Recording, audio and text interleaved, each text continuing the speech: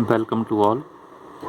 Next topic है theorem है show that necessary and sufficient condition to be a plane curve is that this is the scalar triple product of are dash are double dash r triple dash is equal to 0।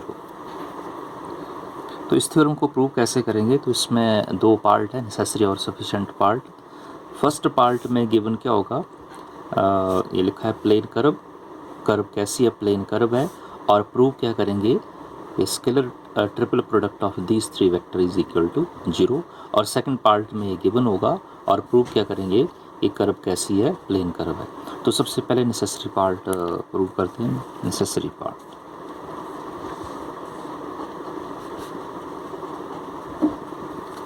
Necessary part में given curve कैसी है, plane curve है, ये लिखा है इसमें to be a plane curve, curve is a plane curve, curve is a plane curve, curve कैसी है, प्लेन है। और प्रूव क्या करना, तो ये लिखा आगे to prove scalar triple product of are dash are double dash r triple dash is equal to 0। Given है कर्व प्लेन कर्व है, तो ये लिखते हैं आगे since curve is a plane curve,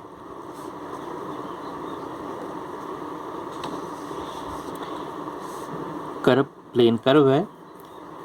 तो प्रीवियस थ्योरम में आपको बताया, प्रीवियस लेक्चर में आपको बताया था कि कर्व प्लेन कर्व है। सपोज एक थ्योरम प्रूव की है, उस थ्योरम में आपको बताया था कि prove that necessary and sufficient condition that a given curve is a plane curve. तो प्लेन कर्व कैसे होगी, तो पॉइंट बताया था आपको, is that the value of tau is 0, torsion is 0 at all points, at all points।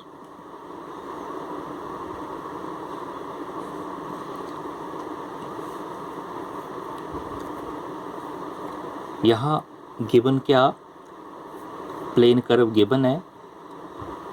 तो suppose अगर आपके पास कोई कर्व है और कर्व प्लेन है और ये रिजल्ट प्रूव करना scalar triple product of these three vector is 0, तो ये कैसे प्रूव होगा, ये प्रूव होगा with the help of a previous theorem. और प्रीवियस थ्योरम के according if we have a plane curve this means that the value of tau is 0। तो ये कैसे प्रूव करेंगे इस रिजल्ट को, with the help of this by using previous theorem. तो सबसे पहले क्या करना पड़ेगा, वन बाय वन, क्योंकि ये क्या लिखा है, this is the scalar triple product. तो स्केलर ट्रिपल प्रोडक्ट ये फार्मूला ये, और ये ऑलरेडी पता है ये। सपोज तीन वेक्टर हमारे पास A B C, this is the scalar triple product of three vector. और स्केलर ट्रिपल प्रोडक्ट फाइंड करना हो तो कैसे फाइंड करते हैं, तो ये फार्मूले पता है आपको कैसे, ए डॉट बी क्रॉस सी, इसे ऐसे भी लिख सकते हैं आप, ये किसके बराबर होता है, बी डॉट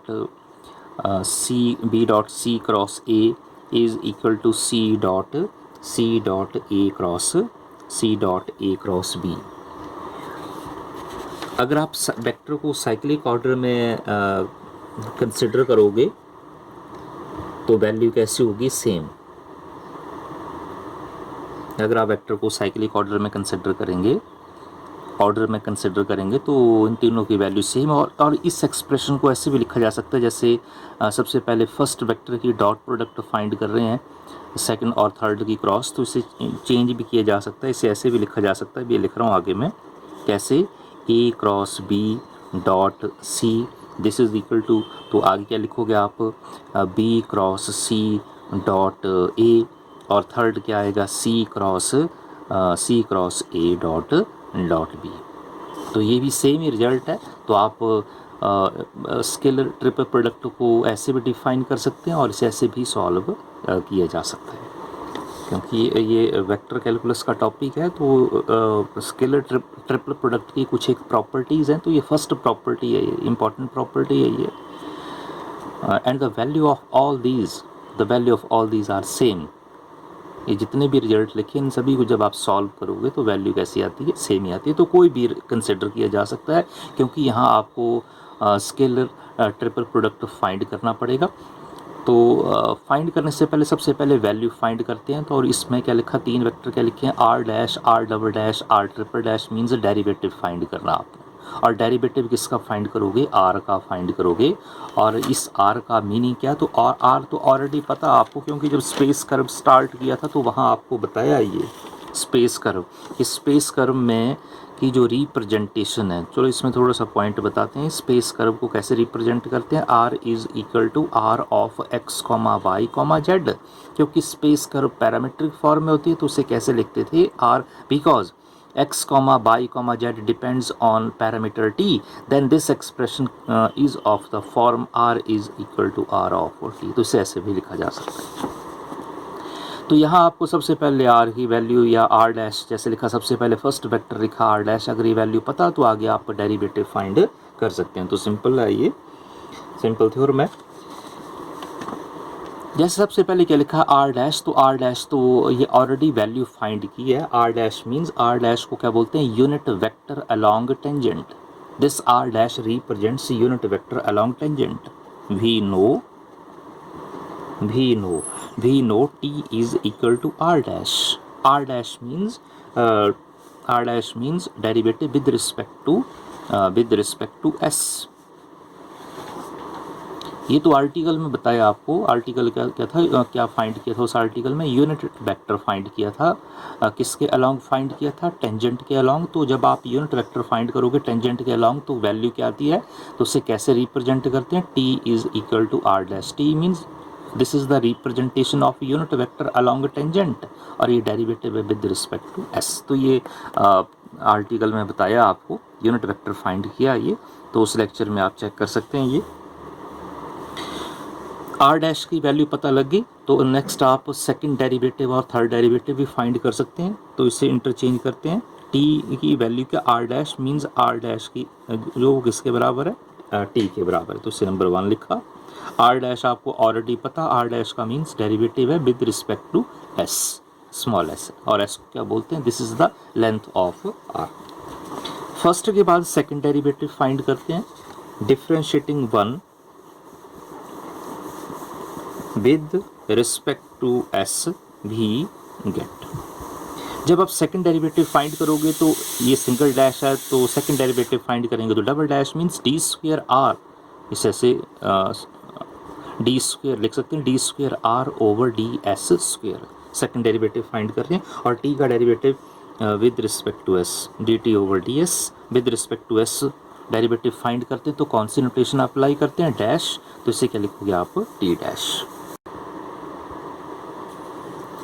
तो R second derivative means R double dash की वैल्यू क्या आई, T dash, this is the second derivative. और टी डैश ये ऑलरेडी पता आपको, प्रीवियस लेक्चर में बताया आपको, प्रीवियस लेक्चर में कौन सा ये जो वैल्यू है ये फाइंड की थी किस फार्मूले में, by using Serret Frenet formula. ये सेरेट फ्रेनेट फार्मूले में ये फर्स्ट फार्मूला, ये उसमें टी डैश की वैल्यू फाइंड की है by using Serret Frenet formula, सेरेट Frenet formula. तो इस फार्मूले में जो फर्स्ट फार्मूला वो क्या था, t dash, t dash means d t over D s, क्या वैल्यू है, k into N. K means kappa, ये तो पता ही है, कप्पा मीन्स कर्वेचर, और एन क्या होता है, this is a unit vector along principal normal. तो ये फार्मूला तो ऑलरेडी पता। तो टी डैश की वैल्यू क्या, के इंटू एन, तो ये वैल्यू अप्लाई करते हैं, देयरफॉर तो सेकंड डेरिवेटिव की वैल्यू क्या आएगी, this is equal to k into N.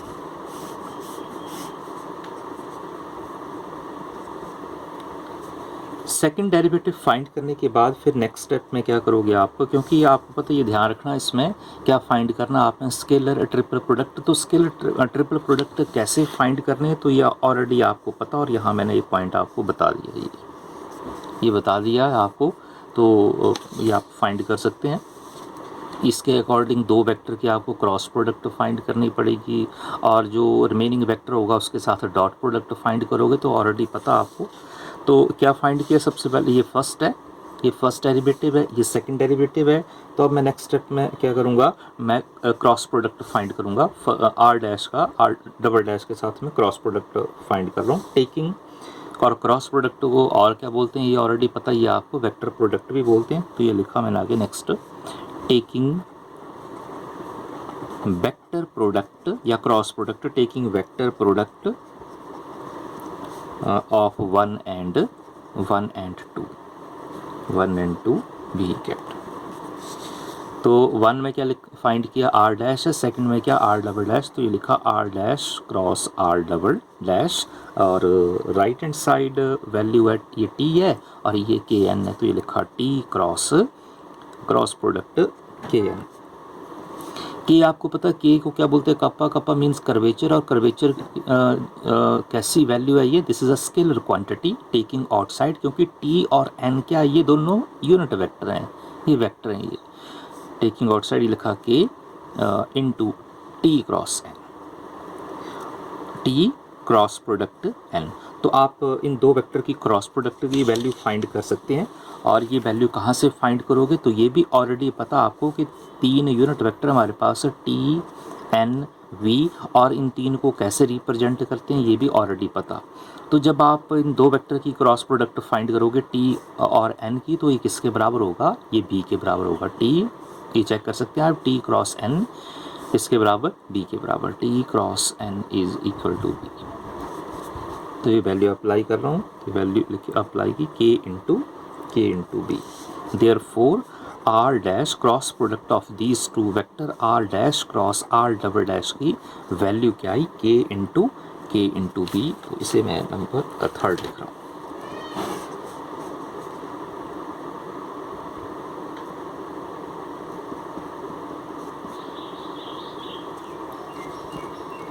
Cross product find करने के बाद नेक्स्ट स्टेप में क्या करना, डिफरेंशिएट करेंगे इसे, अगर this differentiating this one with respect to S, differentiating 3 with respect to S, क्योंकि derivative with respect to S है, ये ऑलरेडी आपको पता है, ये बताया इसमें। तो डेरिवेटिव फाइंड करेंगे विद रिस्पेक्ट टू एस, ये लिखा therefore derivative with respect to S, left hand side है cross product of are dash are double dash, right hand side ddS of right hand side value है k into B. तो derivative find करते हैं by using product है, ये product rule apply करते हैं। First into derivative of second, तो second का डेरिवेटिव ये सेकंड डेरिवेटिव है, दोबारा डिफरेंशिएट करेंगे तो ट्रिपल हो जाएगा, r triple dash plus second into first, second into derivative of first, और फर्स्ट का डेरिवेटिव क्या होगा, आर डबल डैश, तो ये क्या आएगा, r double dash cross r double dash, right hand side first into derivative of second, तो ये आएगा k into we dash plus K dash into plus K dash into B. और ये formula तो आपको पता है कि जब आप सेम वेक्टर के बीच क्रॉस प्रोडक्ट फाइंड करते हैं तो वैल्यू क्या आएगी, वैल्यू क्या होती है, किसके बराबर होगी, 0 के बराबर, ये ऑलरेडी पता आपको। Therefore are dash cross R triple dash plus 0 this is equal to right hand side आप चेक करोगे तो इसमें बी डैश, तो बी डैश की आप वैल्यू अप्लाई कर सकते हैं। कहाँ से अप्लाई करोगे, क्योंकि ये भी सेरेट फ्रेनेट फार्मूला, और सेरेट फ्रेनेट फार्मूले में B dash means D V over D S, और वैल्यू क्या minus tau N by using Serret Frenet formula. तो उस फार्मूले में एक रिजल्ट ये भी है, बी डैश की वैल्यू क्या, माइनस टॉ एन। तो ये वैल्यू अप्लाई कर रहा हूँ मैं यहाँ पर बी डैश की, तो ये वैल्यू लिखी मैं के इंटू बी डैश है minus tau N plus K dash into B. After solving we get R dash cross R triple dash, this is equal to positive term पहले लिखी मैंने K dash B minus K, solve करेंगे minus K plus into minus K into tau N. ये number 4 लिखा है।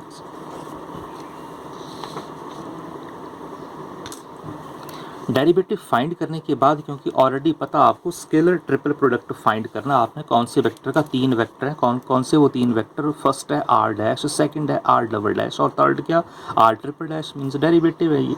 तो देखो अब आप नेक्स्ट स्टेप में क्या करोगे, स्केलर प्रोडक्ट फाइंड करेंगे, मीन्स डॉट प्रोडक्ट फाइंड करोगे। कैसे फाइंड करना, हमारे पास जो लास्ट रिजल्ट आया उसमें वेक्टर या cross product I R dash first और थर्ड वेक्टर की, तो इन दो की क्रॉस प्रोडक्ट का आप स्केलर प्रोडक्ट किसके साथ फाइंड करोगे, आर डबल डैश के साथ।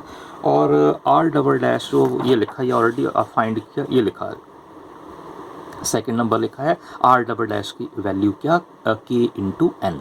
तो नेक्स्ट स्टेप क्या, taking scalar product of second and 4, ये 4 ऐसे लिखा तो इसे ऐसे लिखते हैं sequence wise. Next step is taking scalar product, या स्केलर प्रोडक्ट को और क्या बोलते हैं, डॉट प्रोडक्ट भी बोलते हैं। तो ये लिखा taking scalar product of 2 and 4 भी गेट। तो सेकंड नंबर में क्या फाइंड किया, आर डबल डैश। तो सबसे पहले लेफ्ट हैंड साइड लिख रहा हूँ आर डबल डैश डॉट, तो इस सेकंड वेक्टर की डॉट प्रोडक्ट किसके साथ, फर्स्ट और थर्ड की क्रॉस प्रोडक्ट, ये लिखा है dot R dash cross R triple dash. Right hand side R double dash की वैल्यू क्या, आर डबल डैश की के इंटू एन, तो ये लिखा K into N, K N dot, और क्रॉस प्रोडक्ट की वैल्यू क्या, ये लिखिए सामने ये के डैश बी माइनस के टॉ एन। तो नेक्स्ट स्टेप में डॉट प्रोडक्ट फाइंड करते हैं के, क्योंकि के क्या ये स्केलर क्वांटिटी है, तो ये लिखा K into K dash. Dot product किसके बीच फाइंड करोगे आप, वेक्टर के बीच, और वेक्टर क्या इसमें ये ऑलरेडी पता आपको, एन बी क्या ये वेक्टर है, these are all unit vectors. K into K dash ये स्केलर क्वांटिटी है, पहले लिखा एन डॉट बी, लिखा N dot B, plus into minus minus K into K square tau N dot N, N dot B किसके बराबर होगा, तो ये ऑलरेडी पता, because T and B are these 3 vector are mutually perpendicular, ये तीनों mutually perpendicular vector हैं, ये म्यूचुअली परपेंडिकुलर वेक्टर हैं। तो डॉट प्रोडक्ट फाइंड करोगे आप एन डॉट बी, तो एन डॉट बी किसके बराबर होगा, ये 0 के बराबर होगा, क्योंकि तीनों क्या म्यूचुअली परपेंडिकुलर वेक्टर है, एंगल 90 डिग्री है। तो जब आप डॉट प्रोडक्ट फाइंड करोगे तो cos 90 की वैल्यू क्या होगी, 0, तो डॉट प्रोडक्ट 0 होगा। और ये सेम वेक्टर के बीच डॉट प्रोडक्ट फाइंड करोगे तो ये ऑलरेडी पता आपको कि वैल्यू क्या आएगी, 1, क्योंकि सेम वेक्टर के बीच जब आप डॉट प्रोडक्ट फाइंड करोगे तो एंगल क्या होता है, 0 डिग्री। वैल्यू अप्लाई करेंगे K into K dash, dot product N dot B is 0 minus K square tau और N dot N is 1। Solve किया, क्या आया, माइनस के स्क्वेयर टॉ।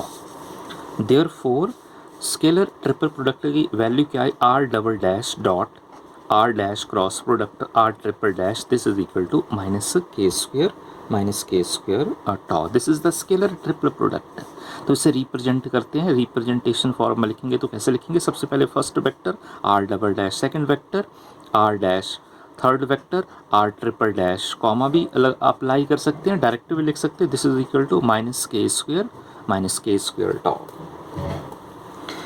इससे आगे भी सॉल्व कर सकते हैं, क्योंकि जैसे आर्टिकल स्टार्ट किया तो उसमें फर्स्ट वेक्टर क्या लिखा है, आर डैश, सेकंड वेक्टर क्या लिखा, आर डबल डैश, थर्ड क्या लिखा, आर ट्रिपल डैश। तो क्या करना पड़ेगा यहाँ पर आपको, वेक्टर का ऑर्डर क्या करना पड़ेगा, चेंज करना पड़ेगा। तो अगर आप वेक्टर का ऑर्डर चेंज करोगे, साइक्लिक ऑर्डर चेंज करोगे, तो क्या ही फ़र्क पड़ेगा इसके ऊपर, इसका क्या होगा, साइन चेंज होगा, क्योंकि प्रॉपर्टी है, क्या प्रॉपर्टी है ये, कि change of cyclic order of vector in scalar triple product changes the sign of scalar triple product. तो अगर आप वेक्टर का साइक्लिक ऑर्डर चेंज करोगे तो इसका क्या फ़र्क पड़ेगा, साइन चेंज होगा। तो ये मैं ये ऑर्डर चेंज कर रहा हूँ, क्योंकि ये जो सेकंड लिखा ना आर डैश, ये सबसे पहले लिखना पड़ेगा, ये जो फर्स्ट है ये आगे लिखना पड़ेगा, तो ऑर्डर चेंज हो गया। तो ऑर्डर चेंज होने का मतलब sign should be changed, therefore minus of scalar triple product of r dash, r double dash, r triple dash, this is equal to minus k square tau minus cancel out. Therefore scalar triple product of r dash, r double dash, r triple dash, this is equal to k square tau. इसे मैं number 5 लिख रहा हूँ. Prove क्या करना first part में, necessary part में prove करना कि गिवन क्या कि कर्व कैसी है, प्लेन कर्व है. और प्रूव क्या करना कि इन तीन वेक्टर की स्केलर ट्रिपल प्रोडक्ट जो किसके बराबर, 0 के बराबर आना चाहिए रिजल्ट. तो कर्व कैसी है, प्लेन कर्व. तो ये प्रीवियस लेक्चर में आपको बताया, थ्योरम करवाई है. और अभी मैंने स्टार्टिंग में शुरू में बताया था आपको कि अगर सपोज कर्व प्लेन कर्व हो तो इसका मीनिंग क्या होगा, कि टाउ की वैल्यू क्या होगी, 0 होगी. ये थ्योरम करवाई है आपको. Prove that necessary and sufficient condition that a given curve is a plane curve is that tau is 0 at all points on a given curve, that is a space curve. कि suppose करो कि हमारे पास अगर ये article आपको करवाया है कि अगर कर्व प्लेन कर्व है सपोज, तो इसका मीनिंग क्या हो, this implies the value of tau is 0 at all points. तो ये सारे पॉइंट किसके ऊपर होते हैं, कर्व के ऊपर. और कर्व कैसे होते हैं, स्पेस कर्व होती है. तो ये फार्मूला मैं अप्लाई करूंगा क्योंकि गिवन क्या, because curve is a plane curve, या for a plane curve, for a plane curve. Plane curve का मीनिंग क्या होगा कि the value of tau is 0. और ये सेम वैल्यू नंबर 5 में अप्लाई करेंगे तो क्या आएगा result, therefore 5 implies scalar triple product of these three vector r dash, r double dash, r triple dash is k square, tau is 0. This implies the value of scalar triple product is 0. And this proves the first part. This is the necessary part or necessary condition of this theorem. तो ये simple है, लेकिन ये तभी आपको points clear होंगे अगर आपने प्रीवियस लेक्चर आपको क्लियर होगा, बेसिक पॉइंट आपको पता होंगे. नेसेसरी कंडीशन के बाद सफिशिएंट कंडीशन या सफिशिएंट पार्ट भी लिख सकते हैं. Sufficient part. तो सेकंड पार्ट में क्या गिवन होगा, तो ये रिवर्स हो जाएगा. सेकंड पार्ट में ये गिवन होगा क्योंकि जो फर्स्ट में जो प्रूव किया ये गिवन होगा, और फर्स्ट में जो गिवन है ये प्रूव करेंगे. तो ये लिख रहा हूँ मैं सेकंड पार्ट में सफिशिएंट में गिवन क्या, scalar triple product of r dash, r double dash, r triple dash is 0. और प्रूव क्या करेंगे, टू प्रूव कि कर्व कैसी है, प्लेन कर्व. क्या प्रूव करेंगे कि curve is a plane curve, curve is a plane curve. Given है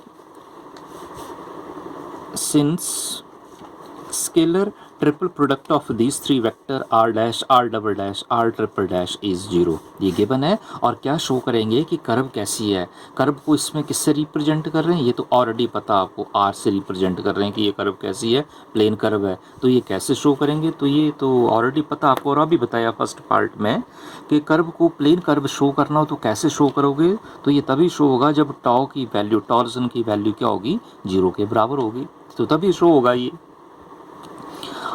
गिवन के अकॉर्डिंग फर्स्ट पार्ट में आपने क्या देखा, अगर आप फर्स्ट पार्ट चेक करोगे, देखो नंबर 5 लिखा है. अगर आप फर्स्ट पार्ट ये देखो, ये गिवन है, और इससे आप कैसे शो करेंगे कि curve, given curve plane curve है, कैसे शो करेंगे. तो ये जो रिजल्ट है ये कैसे फाइंड किया, ये फाइंड किया इस रिजल्ट से.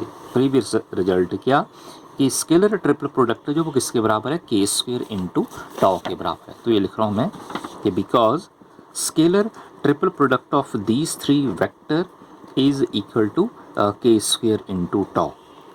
सिंपल पॉइंट है ये. तो ये रिजल्ट कैसे फाइंड किया, तो यहाँ दो पॉसिबिलिटी है. क्या दो पॉसिबिलिटी यहाँ अराइज हो रही हैं, क्योंकि ये स्केलर ट्रिपल प्रोडक्ट जो this is the product of के स्क्वायर इंटू के स्क्वायर एंड टाउ. तो यहाँ दो पॉसिबिलिटी है. देखो फर्स्ट पॉसिबिलिटी क्या, फर्स्ट पार्ट में आप देखो ये कंसिडर कर सकते हैं. सपोज के 0 है, मान लो के 0 है और टाउ क्या नॉन 0 है. और सेकंड पार्ट में के नॉन 0 है और टाउ क्या 0. देखो क्लियर हो गया पॉइंट है. अगर आप फर्स्ट, क्योंकि इन दोनों में से एक भी नॉन 0 होगा तो रिजल्ट 0 ही है, तो 0 आएगा. सपोज अगर के जीरो है, के जीरो का मीनिंग क्या होगा, तो ये भी प्रीवियस लेक्चर में थ्योरम करवाई आपको कि के जीरो का मीनिंग कि कर्व कैसी होती है, स्ट्रेट लाइन। थ्योरम करवाई है कि prove that a necessary and sufficient condition for a curve is to be a straight line. तो कर्व स्ट्रेट लाइन कब होती है, जब कप्पा की वैल्यू क्या होती है, जीरो के बराबर होती है। तो कप्पा जीरो का मीनिंग कि कर्व कैसी होगी, straight line. Curve is a straight line, curve is a straight line. तो ये जो फर्स्ट पार्ट में जो कंडीशन कंसिडर की, ये तो कंडीशन फेल है, क्योंकि यहाँ कर्व जो वो स्ट्रेट लाइन नहीं, यहाँ कर्व को क्या शो करना कि कर्व कैसी है, प्लेन कर्व है। तो प्लेन कर्व कैसे शो करेंगे, अब देखो सेकंड कंडीशन चेक करते हैं। तो सेकंड कंडीशन में टॉ क्या, जीरो। तो टॉ जीरो का मीनिंग क्या होगा कि कर्व कैसी होगी, प्लेन कर्व। क्योंकि ये तो अभी बताया, प्रीवियस लेक्चर में आपको बताया कि when the value of tau, tau means torsion की वैल्यू क्या होगी, जीरो के बराबर होगी, तो कर्व कैसे होगी, plane curve. Then the curve is a plane curve. तो ये सिंपल थ्योरम है ये, लेकिन ये पॉइंट आपको तभी समझ आएगा लेकिन अगर आपको बेसिक डेफिनेशंस, बेसिक पॉइंट अगर आपको पता होंगे, तो इस थ्योरम सिंपल है। Thank you.